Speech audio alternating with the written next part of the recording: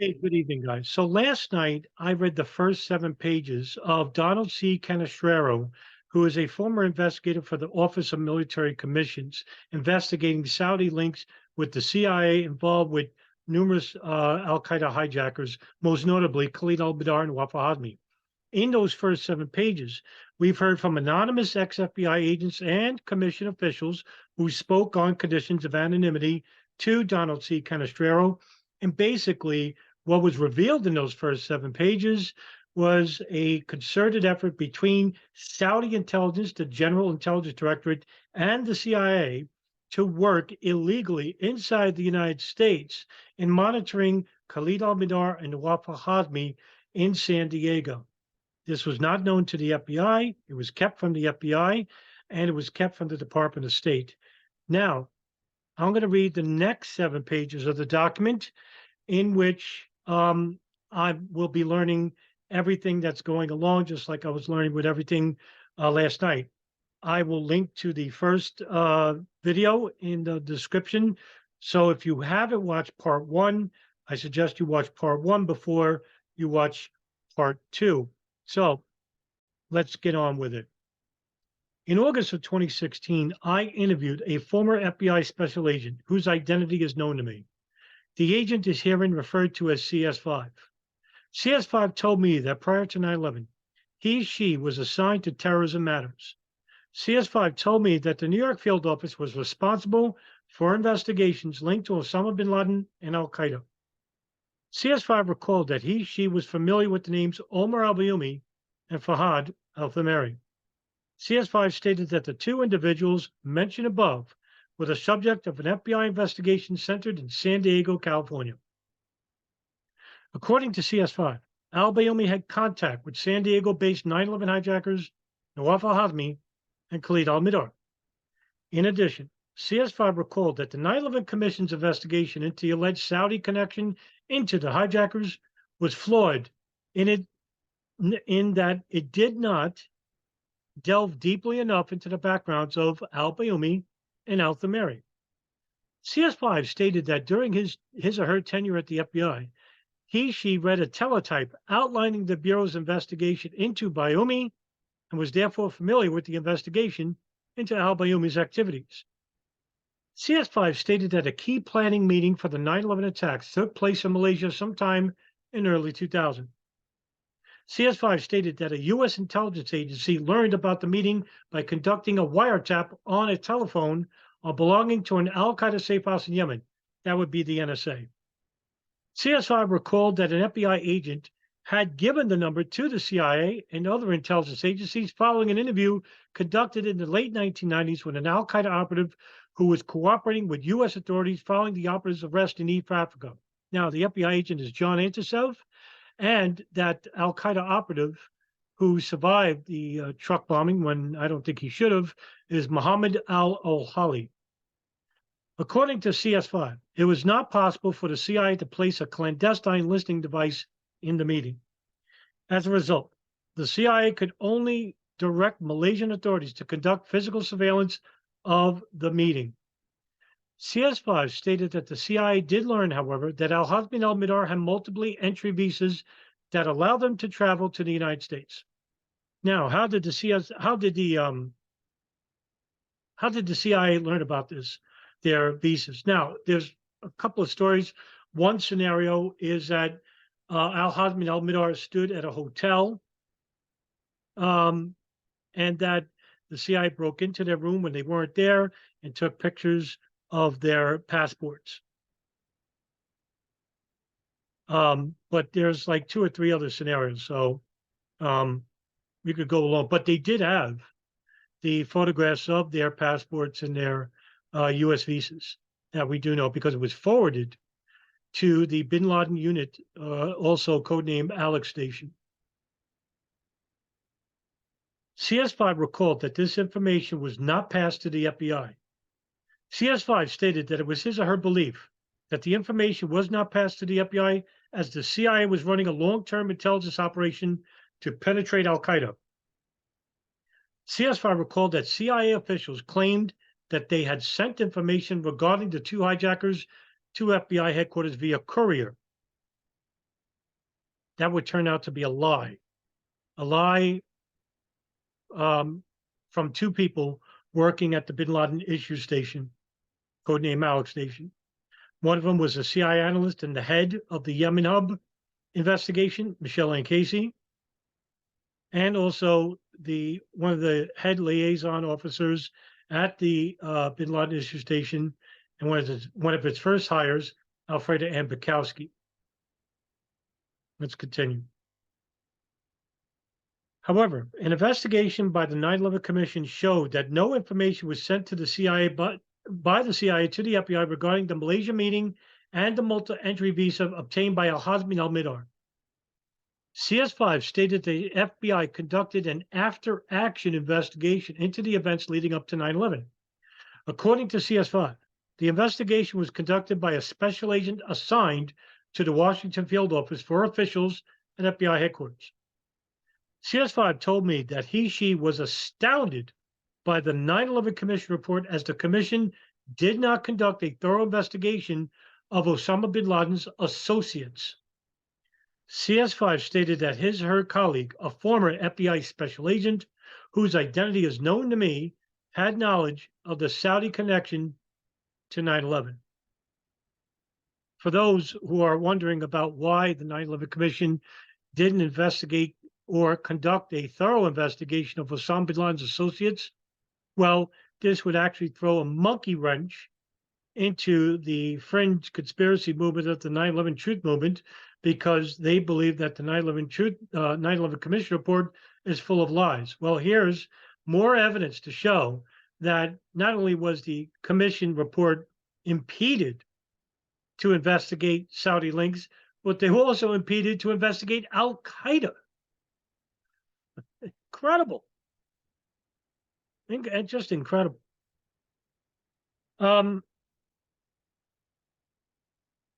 In addition, CS5 identified a former FBI analyst whose identity is known to me as having information regarding the events leading up to 9/11. According to CS5, the analyst was prevented by the CIA from giving critical intelligence information to the FBI. CS5 stated that had the information about the two San Diego hijackers been given to the FBI special agents, it is possible that the 9/11 attacks would have been disrupted. CS5 told me that she was aware of an electronic communications to the analyst from a special agent assigned to the New York field office. The special agent's identity is known to me. According to CS5, the electronic communication was sent in the weeks prior to 9/11 attacks. The EC stated that unless the analyst was able to release the information to the special agent, someone is going to die. CS5 stated that the special agent was so adamant that he provided the special agent is Steve Bongard information for his or her investigation that she nearly came over the table as CIA officials at a meeting with the FBI's counterterrorism squad prior to 9/11. CS5 stated that the CIA's reluctance to give information to the FBI regarding the San Diego hijackers didn't make sense to many agents assigned to the New York field office's counterterrorism squad. This reluctance has led CS5 to conclude that the CIA was running an intelligence operation targeting Al-Qaeda that somehow involved Al-Hazmi al-Midar.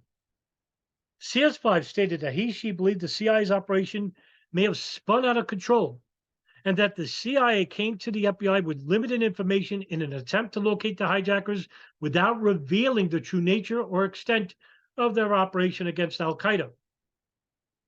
This might be true, that the CIA may have lost them inside the United States at some point, and that they wanted the FBI to locate them. This is the reason why they might have told them in that August 26th, 2001 meeting, when Richard Blee actually related to the principals of the Pentagon and the intelligence services at a White House briefing that both men were inside the country, but still they didn't tell them all the information. One piece of information which is highly important was that they both had multiple U.S. entry visas, and that they were at a high-level meeting with a member of Al-Qaeda who was in charge of the Cole bombing, which was Tawfiq bin Attash, also known as Khalid.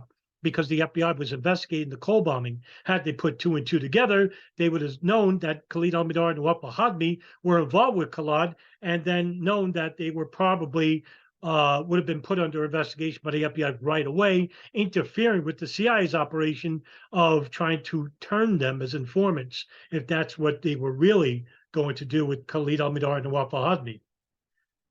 During August of 2016, I interviewed a source of information whose identity is known to me. The source of information is herein referred to as CS7. CS7 stated that she has been an investigative journalist for over 20 years.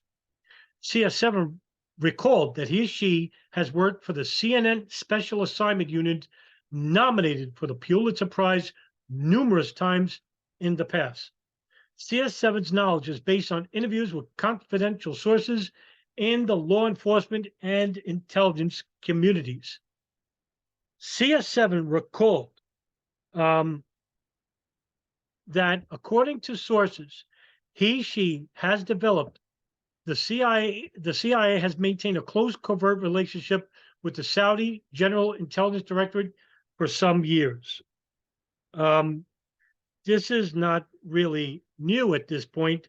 Most of you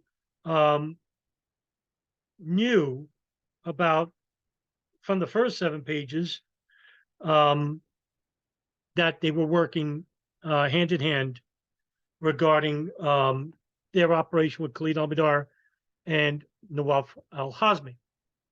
CS7 stated that the agent left a file in his or her office, seemingly inadvertently, but possibly on purpose, regarding the bin Laden family and its ties to international terrorism and the Saudi government. CS7 stated that the file outlined investigative steps being undertaken by the FBI following 9/11 to document the relationship between the Saudi government and al-Qaeda. CS7 stated that the FBI's investigation was ultimately stopped by the Bush administration. Well, now that order had to come from up top, either from Bush or his vice president, Dick Cheney. I don't know who the agent CS5 was, and maybe it'll come to me later, but I don't know who CS7 is yet. Whether it's, I'm not too sure yet. So, well, maybe, hopefully in a little bit we'll know. But nevertheless, CS7 recalled that a group known as the Safari Club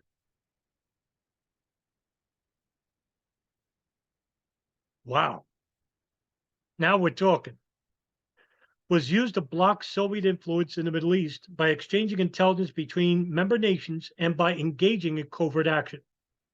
CS7 stated that the club included the governments of Israel, Saudi Arabia, and other states in the Middle East and North Africa region. CS7 stated that the club used the Bank of Credit and Commerce International as a conduit for funding. For those who don't know about BCCI Bank, it was a corrupt bank led by a Pakistani businessman, and they had notorious clients. Try George H.W. Bush, the Medellin cartel, Manuel Noriega, and I think members of the bin Laden family. In fact, George H.W. Bush had multiple accounts in different names. CS7 stated that the club operated in the 1970s and 80s. According to CS7, the existence of the Safari Club was revealed by Prince Turki bin Faisal, who actually is the head of the General Intelligence Directorate for Saudi Arabia. In a speech at Georgetown University in October of 2001, CS7 stated that the Safari Club was working as a proxy for the CIA in areas where the CIA could not operate. CS7 told me that Osama Basnan was an informant for the Saudi General Intelligence Directorate. Wow.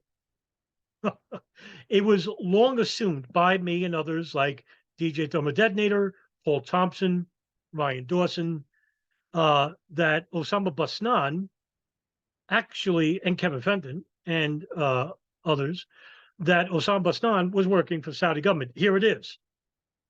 Another militant who actually held a house party in 1991 for none other than the emir of the Gamma Islamia Egyptian radical sect, the Blind Sheikh Omar Abdel Rahman, in which the FBI were monitoring that party.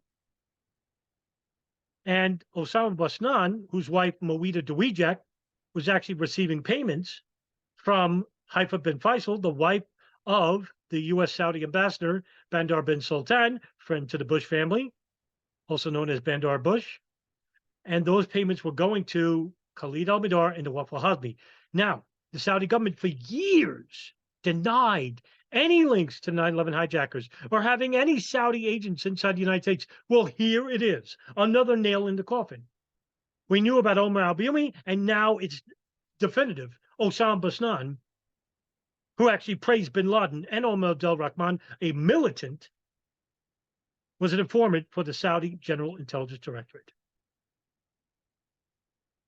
Really revealing stuff. And just astonishing, really. Let's continue. According to CS7, investigation by the FBI immediately following the 9/11 attacks showed that Basnan was associated with al-Hazmi and al-Mihdhar. And in December of 2016, I interviewed a former FBI special agent whose identity is known to me. The agent herein is referred to as CS8. All right. CS8 confirmed that Omar al-Bayoumi was under investigation by the FBI prior to the 9/11 attacks as part of a counterintelligence investigation. CS8 stated that the FBI investigation noted that al-Bayoumi was never employed while in San Diego. CS8 told me that al-Bayoumi was receiving funds from the Saudi embassy in Washington, D.C. Now, there's a direct connection to the Saudi Minister of Foreign Affairs in Washington, D.C., Muwasset al-Jarrah. Now, in the Operation Encore files, in which I covered in my videos, like I said yesterday, go in the search bar, type in Operation Encore, it comes up. Watch those videos to find out more, where Muwasset al-Jarrah was in charge of putting in Omar al-Bayoumi and Fahad al-Tameri and other radical clerics in mosques in the United States, and that Muwasset al-Jarrah had links to terrorist groups. Here he is, working in Washington, D.C. Okay. CS8 added that he or she believed that al-Bayoumi was affiliated with Saudi intelligence. CS8 also recalled that an FBI investigation showed that Omar al-Bayoumi was associated with suspected al-Qaeda recruiter Anwar al-Awlaki.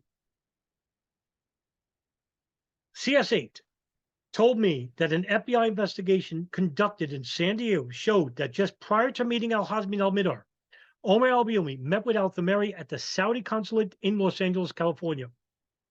CS8 described al-Tameri as a radical Muslim who was also employed at the Saudi consulate. CS8 described al-Bayoumi's employer, Dala Avco, as a corporation used as cutout.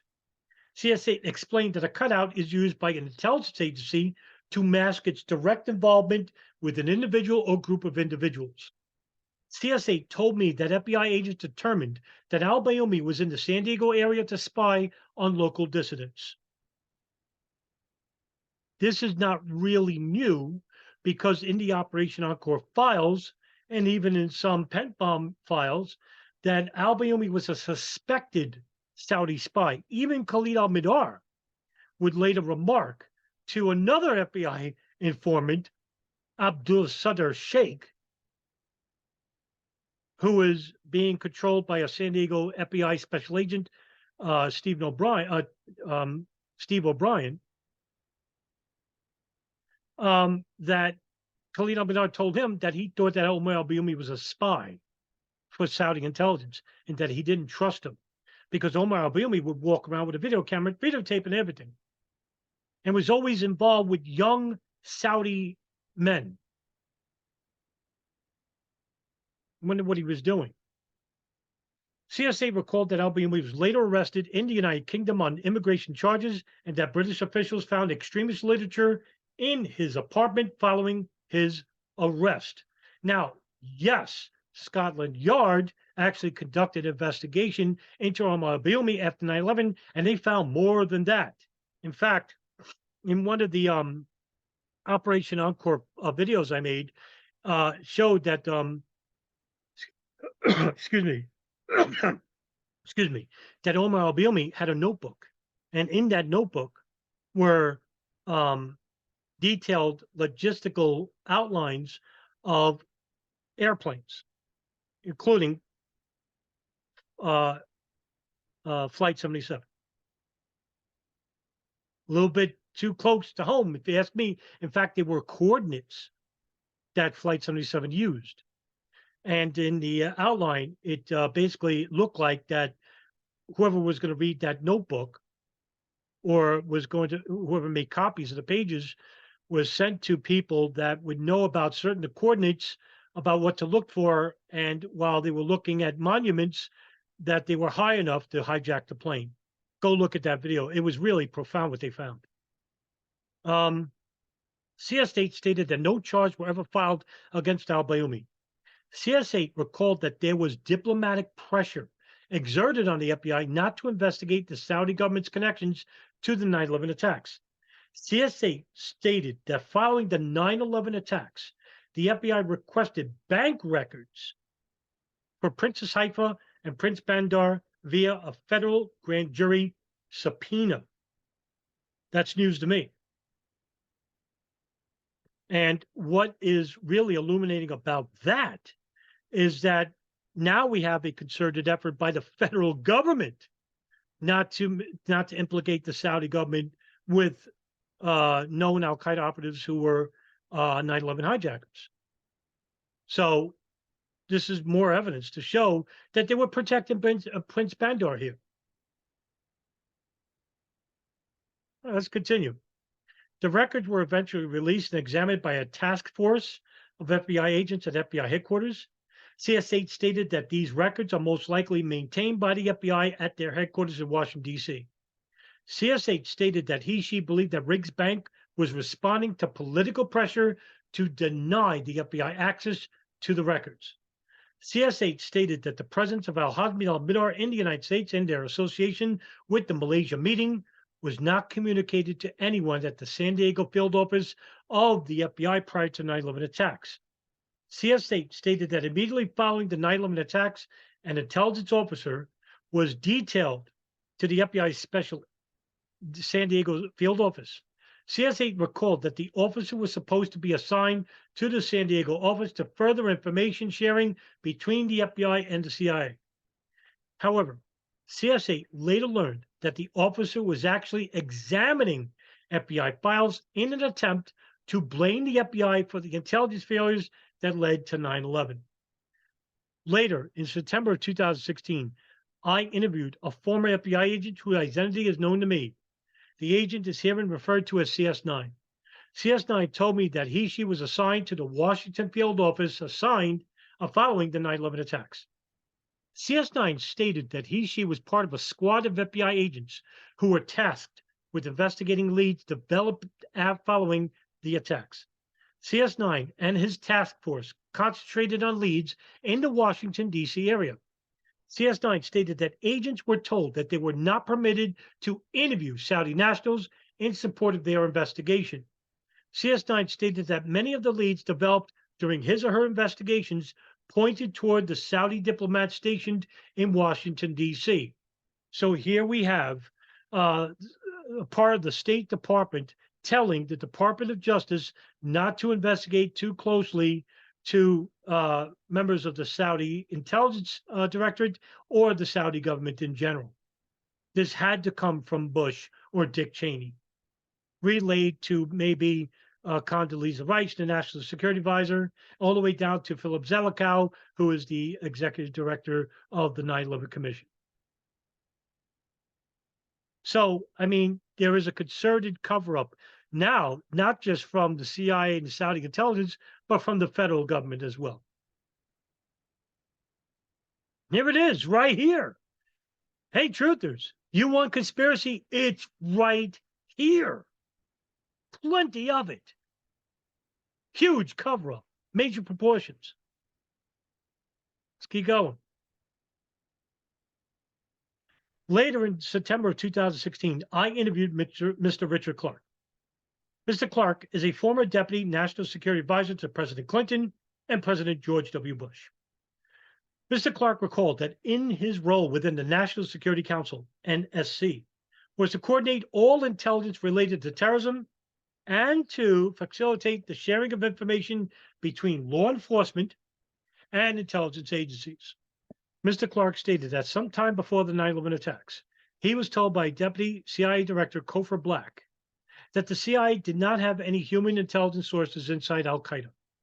Mr. Clark recalled that Black told him that he was resolved to address the situation and penetrate Al Qaeda with informants. Mr. Clark stated that he was never informed that the CIA had learned that al-Hazmi and al-Mihdhar attended a high-level Al Qaeda meeting in Malaysia in 2000.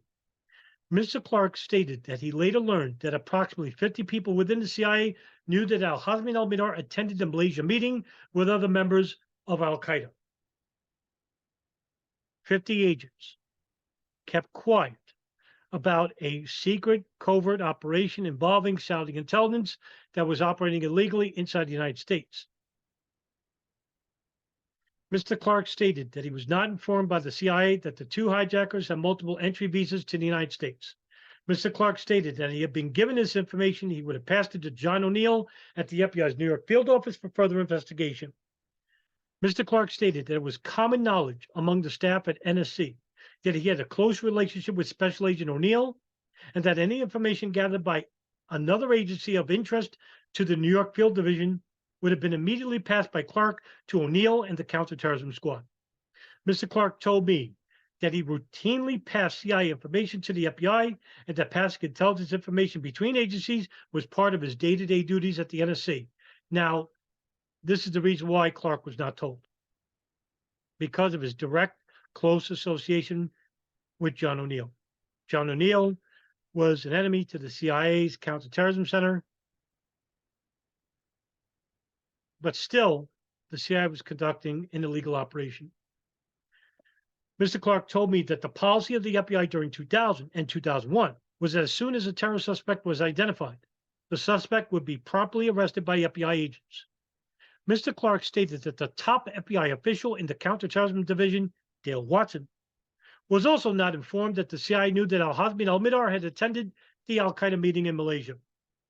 Mr. Clark stated that he believes that the reason why the FBI was not informed that al-Hazmi and al-Mihdhar had attended the Al Qaeda meeting and that the two hijackers had multiple entry visas for the United States was that the CIA was running a false flag operation to recruit the hijackers.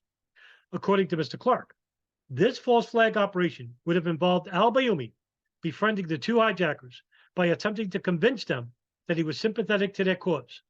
At the same time, al-Bayoumi would have been reporting on the hijackers' activities to Saudi intelligence and ultimately to the CIA, because the CIA would have, because the CIA and Saudi intelligence were working in conjunction with one another, that the CIA had faith that the Saudis would tell them everything. Now, like I said yesterday, did they tell them everything? I don't know. But there was a concerted effort by both agencies not to tell anybody from the FBI or the Department of State about what they were running. And this is huge news. Mr. Clark stated that when he proclaimed this belief publicly, he received an angry call from the former director of the CIA, George Tenet.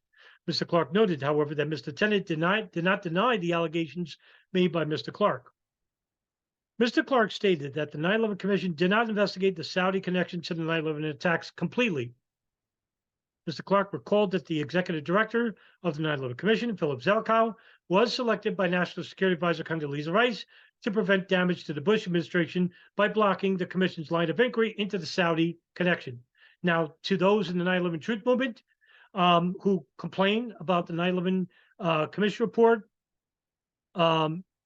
basically falsifying information and stuff, well, and regarding the Saudis, who you consider patsies, well, why are they covering up for them in the first place? Wouldn't they be blaming them, right? Fully blaming? Well, that's not the case. Anyway, Mr. Clark told me that the operation to penetrate Al Qaeda may have organized by high level employees at the CIA. Mr. Clark stated that he believed that most of the records of the CIA's operation to penetrate Al Qaeda through Al Bayoumi was destroyed in an effort to cover up the operation. Mr. Clark stated that he was first informed that the CIA had known about al-Hazmi and al-Midar's involvement with Al Qaeda during the late morning hours of the 9/11 attacks. Mr. Clark stated that while he was on a secure video conference receiving an update on the attacks, he was interrupted by a call from Dale Watson, then the Assistant Director of the FBI for Counterterrorism. Watson told Mr. Clark that he wanted to pass some important information. Mr. Clark stated that he stepped outside the conference room into the hallway to take Watson's call. During the call, Watson told Mr. Clark that the passenger manifests had been checked for the planes that was involved in the attacks. Watson further told Clark that the names al-Hazmi and al-Midar were previously identified as being members of Al Qaeda and that the FBI was recently told of this by the CIA. During September of 2016, I interviewed a former FBI special agent whose identity is known to me. The special agent is herein referred to as CS4. CS4 told me that she was assigned as the FBI representative to Osama bin Laden's station in the spring of 2002. CS4 noted that during his or her time at UBL station, she supervised 2 other FBI agents. CS4 stated that sometime in the spring of 2002, CS3 approached him or her and said, "Boss, something is bothering me big time." CS3 further explained to CS4 that we, meaning the United States government, could have prevented the 9/11 attacks. CS4 recalled that CS3 then outlined to him the existence of intelligence from the CIA that showed al-Hazmi and al-Midar had met with other members of Al Qaeda in Malaysia. CS3 further explained to CS4 that the CIA knew in January 2001 that both hijackers had multiple entry visas to the United States and that their travel plans possibly included a visit to the United States. According to CS4, CS3 further explained to him or her that another FBI agent had written a cable for distribution to the FBI and other agencies outlining the above information. CS3 told CS4 that the cable was not distributed on orders from one of the analysts at UBL station. CS4 stated that she told CS3 that although she did not doubt his recollection of events, she was not convinced, as if it is not on paper, it didn't happen. CS4 stated that CS3 came back into his or her office a few moments later with a draft of the Central Intelligence Report, or CIR, referenced above outlining the information on the 2 hijackers. CS4 noted that the cable had been drafted by another FBI agent assigned to UBL station. CS4 then asked CS3 if anyone else knew about the cable. CS3 told CS4 that only she, and another FBI agent knew about the documents. CS4 told me that he told CS3 to tell no one else about the cable. CS4 recalled that she then contacted Pasquale Diamuro, the FBI's Deputy Director for Counterterrorism. CS4 told Diamuro that she needed to meet with him right away. CS4 then quickly left UBL station and drove his or her vehicle at a high rate of speed down the George Washington Parkway to FBI headquarters. At FBI headquarters, CS4 met with Diamuro. CS4 recalls that she gave the cable to Diamuro. Now, I don't know who CS4 is yet, but I'm wondering if it's actually Jack Clunan, maybe? I'm not too sure. So, interesting. I'm not too sure. CS4 noted that Diamuro never mentioned the cable's existence to him or her again during any of the subsequent conversations. CS4 stated that a short time after the above incident took place, she was promoted from his or her position at UBL station to a senior liaison position outside the FBI. Now, this is, again, DeMuro is basically telling this agent that, hey, thanks for the information. I'm going to promote you. This is huge news. Instead, DeMuro was being deceitful here, right? Because this agent, who's in charge of two other agents at Alex Station, basically knew about this information and was afraid that this information would get out of Alex Station. So DeMuro is covering for the CIA here. Why? We should be asking DeMuro why they're doing this, because now this agent is outside of Bin Laden issue station. And that DeMuro didn't share this information with anybody else. So why would he hide this information? DeMuro would basically say to the, either Tenet or Cofer Black or Richard Blee, but Richard Blee's in Afghanistan at this point. But DeMuro would say, hey, what the hell? Why didn't you tell us that Al-Hazmi and Al-Mida were inside the United States, or that they had dual U.S. visas? This is tremendous. No. DeMuro covers for the CIA here, and he's working with the FBI. Why? Let's keep going. CS4 stated that while she was assigned at UBL station, she noted that CIA intelligence analysts, rather than case officers, seemed to be running the station's day-to-day activities. CS4 stated that she found the situation untenable, and that she ordered FBI personnel assigned to the UBL station that they were not to take instructions from analysts. CS4 noted that in a normal operational environment, case officers and sworn law enforcement officers, i.e. FBI special agents, give directions to intelligence analysts. In UBL station, however, this practice was ignored as the analysts occupied all the top positions at the station.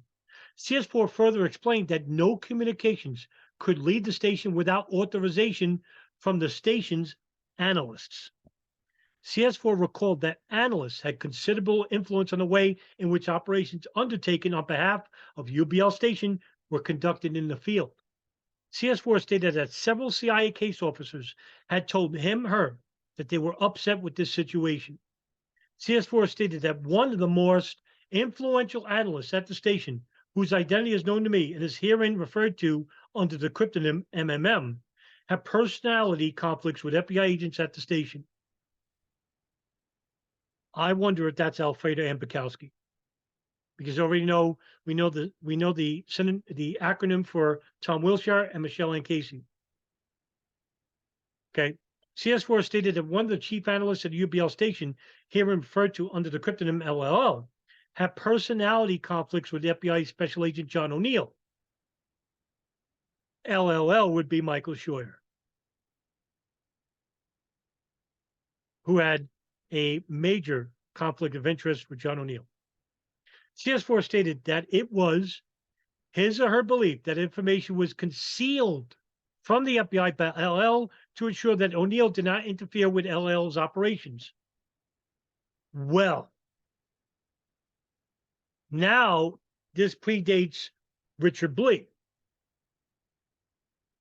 This would mean that Michael Scheuer made sure that the FBI didn't know about what they were doing at Alex Station. So now we could blame both Blee and Scheuer for this. Huge. During December 2016, I interviewed a former CIA official whose identity is known to me as herein referred to as CS10. CS10 told me that she served with the Central Intelligence Agency for 25 years. During his or her service with the CIA, CS10 was assigned as a case officer. CS10 told me that sometime prior to the 9/11 attacks, she was assigned to UBL station. CS10 stated that the mission of the UBL station was to collect intelligence regarding Bin Laden and Al-Qaeda. CS10 told me that she was brought into the UBL station by a CIA officer whose identity is known to me. According to CS10, she was one of the few case officers assigned to UBL station, which, according to CS10, was staffed primarily by intelligence analysts. CS10 told me that she found this arrangement unusual. CS10 stated that since the mission of the UBL station was to gather intelligence, the station should have been staffed by case officers, as the role of a case officer in the CIA was to gather intelligence. CS10 explained to me that intelligence analysts at the CIA are not trained in intelligence gathering operations. That's right, because case officers collect intelligence, which go to analysts and read intelligence. CS10 stated that during the time that she assigned to the UBL station, the CIA did not have any human sources inside Al Qaeda. CS10 recalled that there was extensive pressure from CIA management to develop human sources inside of Al Qaeda. In 1999, George Tenet hired Cofer Black to direct counterintelligence, the Counterterrorism Center. In that, Cofer Black was tasked by Tenet to basically attack bin Laden and Al Qaeda. And Cofer Black outlined a program called the Plan. And this was basically to gather intelligence from domestic and foreign sources in Afghanistan, inside the United States, and in Pakistan regarding Al Qaeda operatives. Now, this may have involved the Northern Alliance, who are fighting the Taliban at this point, working with Ahmad Shah Massoud, the leader, in collecting intelligence about Al Qaeda. And it was very hard because Al Qaeda basically would martyr themselves before being captured. So that's the reason why there were no informants inside Al Qaeda. Now, CS10 stated that most of the information concerning Al Qaeda was gleaned from technical collection methods. CS10 recalled the first chief of UBL station was LLL, and now we know it's Michael Scheuer, because the first chief of UBL station was Michael Scheuer. So we can now definitively show that Michael Scheuer and Richard Blee, the chiefs of Alex Station, had a concerted effort to keep information out of the hands of the FBI regarding Al Qaeda and Osama bin Laden. We've always suspected it, and now here it is. And it's huge news. More names to add to the list. According to CS10, LLO was an analyst with no experience in operational matters. CS10 recalled that LLL shared most of the intelligence information concerning Al Qaeda with MMM and VVV, who were intelligence analysts assigned to the station, Michelle Ann Casey and Alfreda Ann Bukowski. CS10 recalled that UBL station was a virtual station physically located in the United States.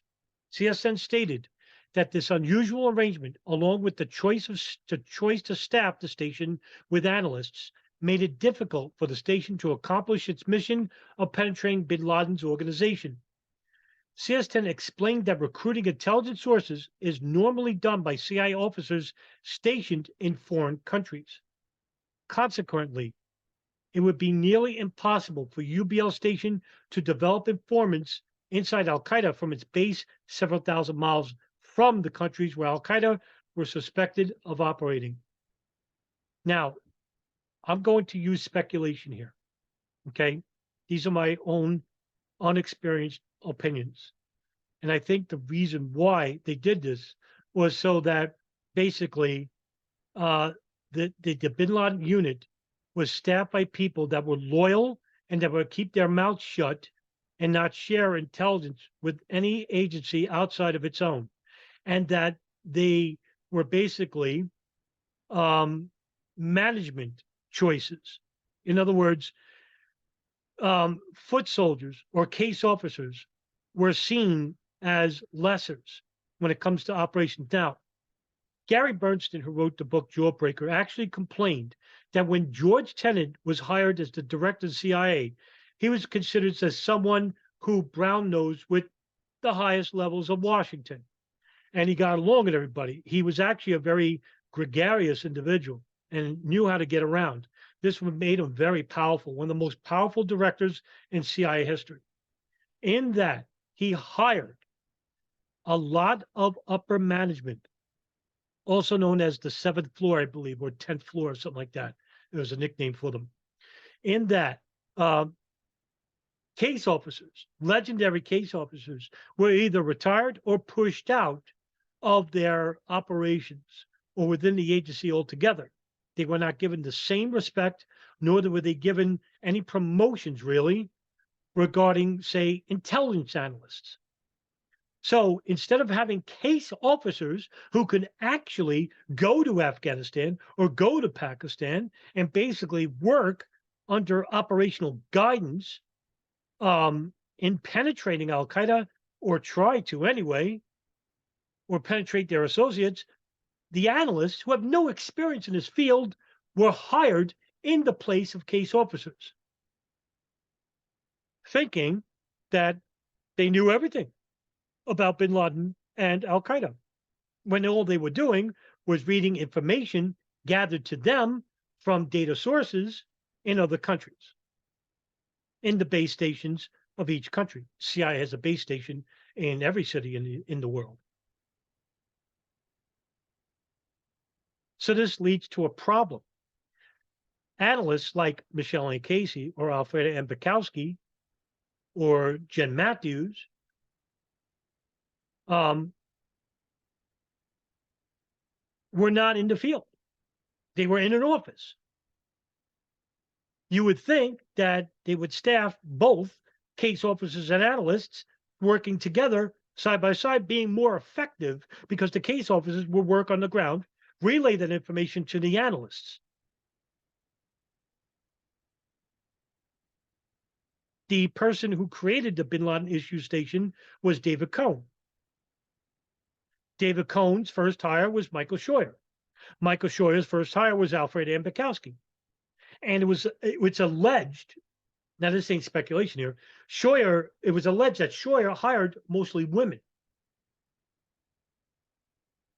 And this broke the rules because mostly men worked at these intelligence services, and that the women were seen as lessers. But because he gave them such powerful positions in the counterterrorism center at the bin Laden issue station, that they were loyal to him for doing it. Alfred M. Bukowski later on became the wife of Michael Scheuer. So this created a cultish mentality at the bin Laden issue station, to where Alfred M. Bukowski, Jen Matthews, Michelle and Casey would only answer to Scheuer and later Richard Blee. But they were loyal to Scheuer because that's who hired them. And anyone else, any agency, whether it's the NSA, the FBI, they were seen as the outsiders. And this was a long-standing antagonistic relationship between the agency and the FBI. And this made it worse because Scheuer was jealous of O'Neill. O'Neill was a dominating personality. He was a womanizer, always dressed to the nines. Scheuer was a shabby individual, gregarious, aggressive, not social. He was socially awkward. And they didn't like each other. And that added more fuel to the fire. Let's continue. CS10 told me that she observed other unusual activities at UBL station during his or her tenure. CS10 recalled that analysts at UBL station would direct operations to case officers in the field by sending the officers cables, instructing them to do specific tasking. This had to come from Michael Scheuer and Richard Blee. And they answered to James Pavitt, Director of Operations, Cofer Black, George Tenet.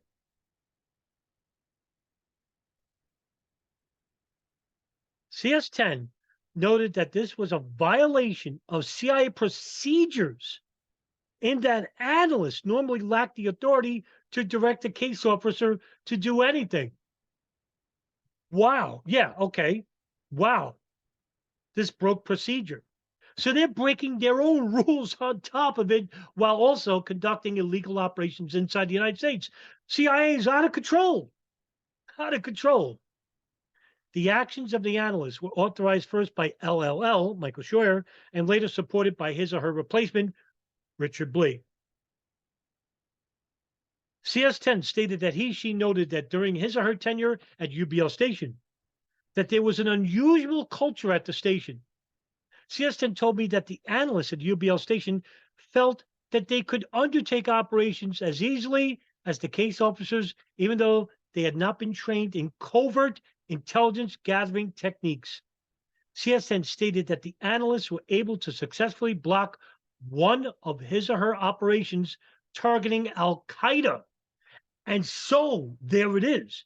CIA analysts and case officers are at odds with one another. This information is coming from a CIA case officer. I wonder if it's John Kiriak. I don't know for sure, but I think CS10 is John Kiriakou. Let's continue. CS10 stated that analysts also had some control over the communications that case officers had with CIA field units. CS10 explained that if a case officer wanted to send a cable to a field station, authorization would have to be obtained from station management, because how this works is that every CIA base station in the world has a case station manager, as a station manager. And then under that management has analysts and case officers, right? Mostly case officers I'm sorry, not analysts, case officers who collect the intelligence by either human intelligence, either following that person around, obtaining information from an associate of a target, by collecting, by taking photographs of a specific target, maybe even collecting signals intelligence, email communiques, phone calls, by tapping a person's house, a target's house, and then sending that information back to headquarters, where intelligence analysts would discern the data and write communiques, intelligence reports, which are then given to the director of operations or the head of counterterrorism. There are two types of officers at the CIA: data gatherers and analysts, intelligence analysts. That's how it works. CS10 stated that he or she recalled that the station chief and his or her deputy, herein referred to under the cryptonym HHH, had the authority to release a cable to the field. According to CS10, HHH was an analyst who had little or no understanding of the duties of CIA case officers. CS10 further explained to me the procedure for official communications within the UBL station. If CS10 had to write a cable to an operational station in the field, it would be drafted, and then he or she would send it either to HHH or the station chief for approval. Once they approved the message, then the cable would be routed for approval to the various sections within CIA headquarters for further approval before the message could ultimately be approved and sent. During October of 2000, okay, that's where I'll stop right there. So, more fantastic information. Now we have a concerted effort by the CIA under both Scheuer and Richard Blee to hide information from the FBI. This goes back to 1996 now, not just 99, 96. This is when bin Laden first arrived in Afghanistan.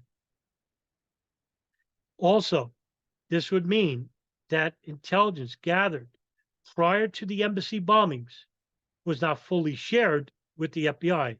I'm willing to assume with high conviction that this is the case. All right? Whatever the CIA collected on Al Qaeda in Khartoum, Kenya, Tanzania, was not fully shared with the FBI. We also have a concerted effort from the State Department at the highest levels, under Bush or Cheney or both, not to share or not have the 9/11 Commission investigate matters of Saudi intelligence and now Al Qaeda. Holy shit. What? Man, this goes deeper than I thought. And it's astonishing. Um, and we have 7 more pages to go. And I'll be doing this tomorrow night to finish it off. Once again, thank you very much.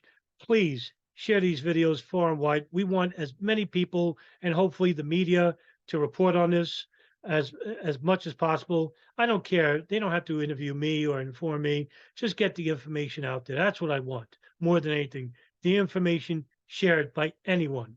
You know, it's not about me. I'm just a messenger, a lowly messenger, a private citizen doing his job to report unbiased information about this terrible event, which is covered up by the highest levels of the federal government and the intelligence services. And we demand justice, justice for the victims' families. And so I'll see you in the next video tomorrow night. Thank you. Have a good night.